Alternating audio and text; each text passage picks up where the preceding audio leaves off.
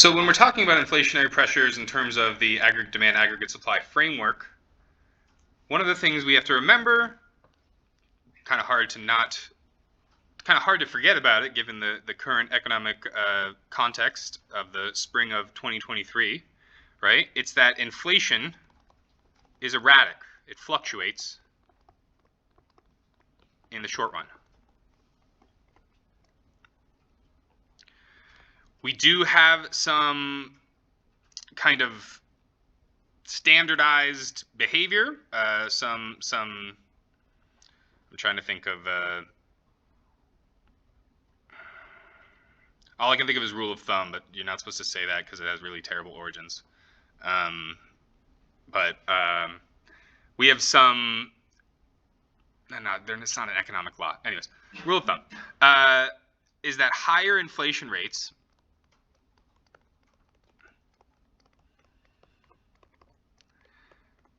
typically occur, historically at least, either during or just after economic booms.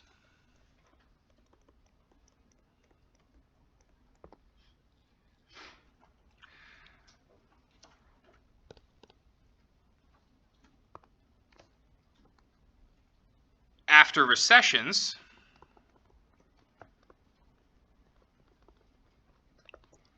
the inflation rates generally decline.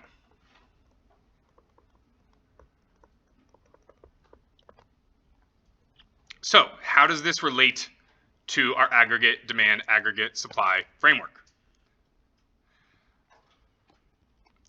Well, if the aggregate demand continues to shift right,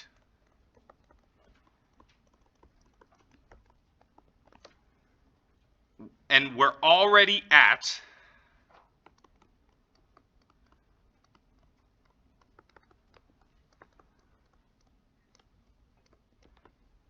or near our potential GDP, which is also our full employment,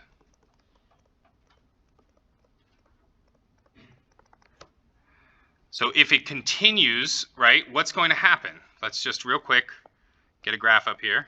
Price level, real GDP, super steep aggregate demand curve. Doesn't need to be pretty, right? Quarter circle, short run, average supply curve. This says if it continues to shift when the economy is already near at, so let's just say at, just to make it easy. So I'm going to draw this directly down the middle, whoop, right there, just for convenience. And so if our aggregate demand continues to shift right,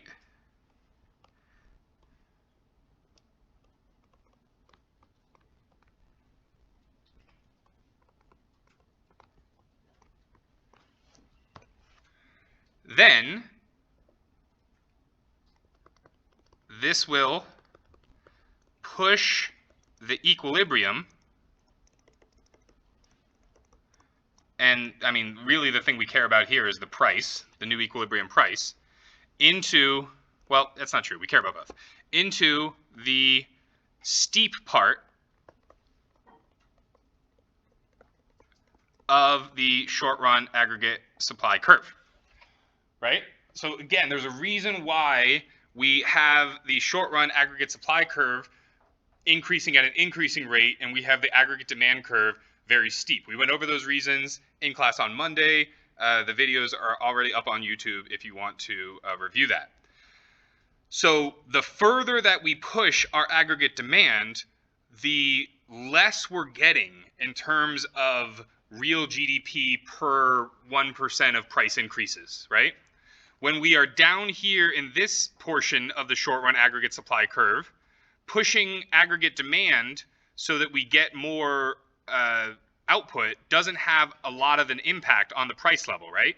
We can go from, an aggregate demand down here to an aggregate demand down here, and it ends up, resulting in, the tiniest little price increase, right? Compare that to once we start to get past our potential output or our full employment, the trade-off starts to get more drastic, right? So in order to get from this point to this point, we have to go, from this price level to this price level, and then from this point to this point, we've got to go, and we don't even get as much, right? This first shift, we get this much, and the second shift, we get less, right? So the more that we stimulate demand past its full employment level or its potential GDP level, the more we're going to hit that steep portion of the aggregate supply curve. Here's where this model might get a little confusing or annoying to some of you, right? And I will talk about it, and I will address that in a second here. But so the second part of this is, so if this happens and it's pushed into the steep part, right? What does that mean, pushed in the steep part? That means that P double star is going to be much greater than P star, right? Our new price level is going to be much higher than our old price level. And so now, if we talk about input prices, how is a rise in input prices going to impact our aggregate demand, aggregate supply model? Well, a steep rise in all prices, and we're assuming that input prices are now part of it, and this is part of the reason why this is an annoying model, is because if you remember, why is the short run average supply curve upward sloping? What's one of the main reasons why the short run average supply curve is upward sloping?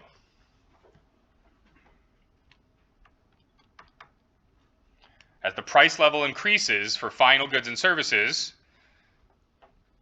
we assume that the input costs stay the same, and therefore producers are going to have fanatic production outcomes, right? They're gonna hire more people. They're gonna have people work overtime, everything like that, right? Because of the higher prices. But part of that in there, part of the assumption of why the short run average supply curve is increasing is because input costs are being held fixed, right? So now the model is saying, oh, well, just kidding. What if this new equilibrium impacted both final prices and input prices, which is conceptually a little harebrained, if you ask me, right? But that's the way the standard model is made and is described. Those are the flows of it. So we're going to continue that. But I know that there's a little bit of conceptual incompatibility to it, right? This should only be, this increase in the price from P star to P double star to P triple star should only be final goods and services. Should not be the input prices, right? Just because of the way that we define the short run aggregate supply curve and everything like that.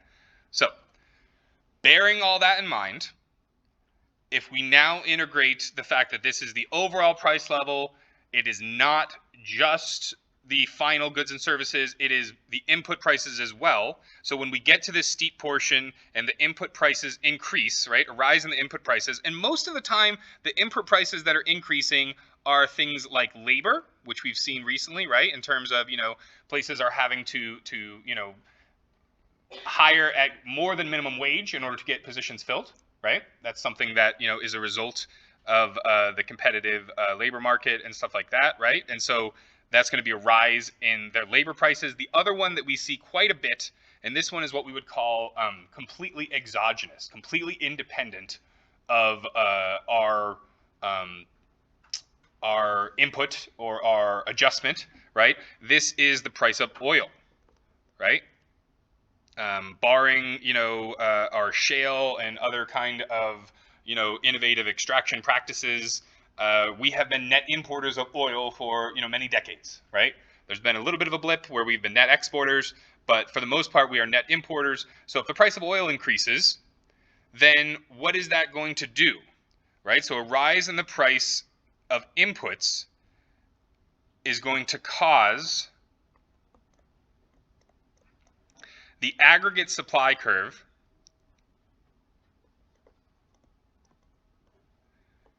to shift back to the left.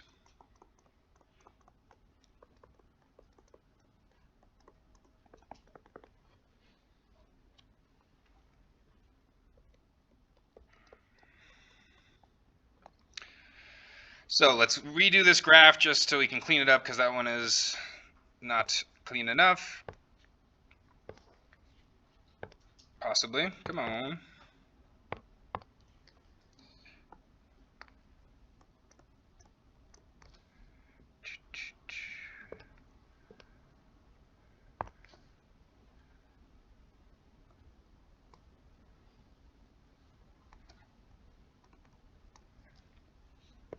So again, we're going to start off, just for ease of exposition, with everything crossing the same line.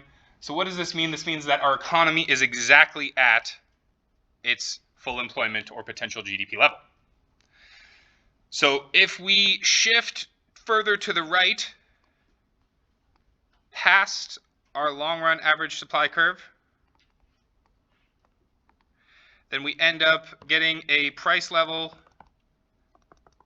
that is higher than before.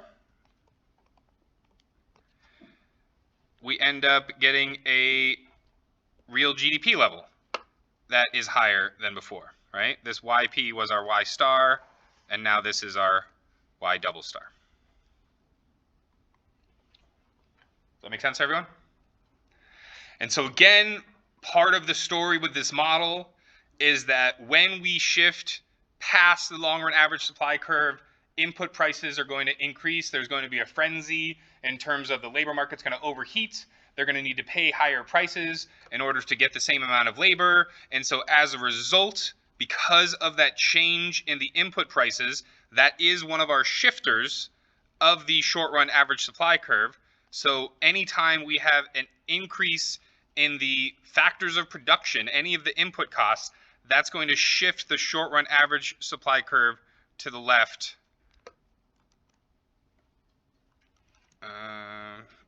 Undo. I don't want to go that much.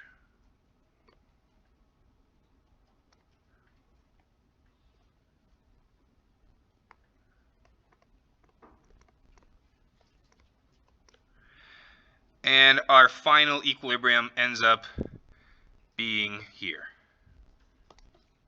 where that's not correct. Our final equilibrium ends up being where the AD2 meets the SRAS2, which is going to be up here.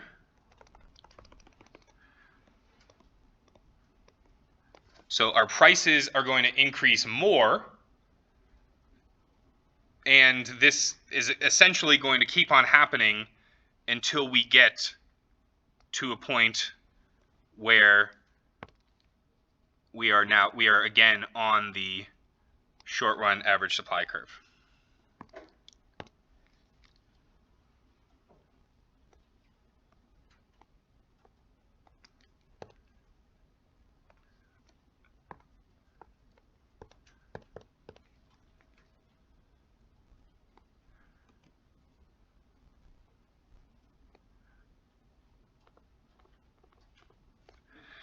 And then, I don't know if I've made this joke with you all before, but if you're ever, graphing this or whatever, you just use the law of large dots in order to make them all equal.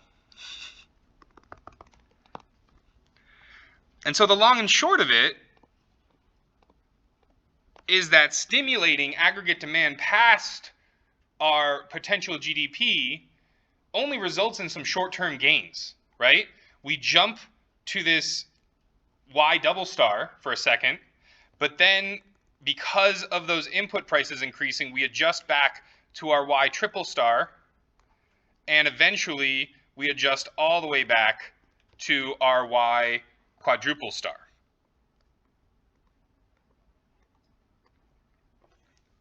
So the only thing that ends up really happening is inflation. So this is the problem with stimulating economic activity when you're already at or near your potential GDP.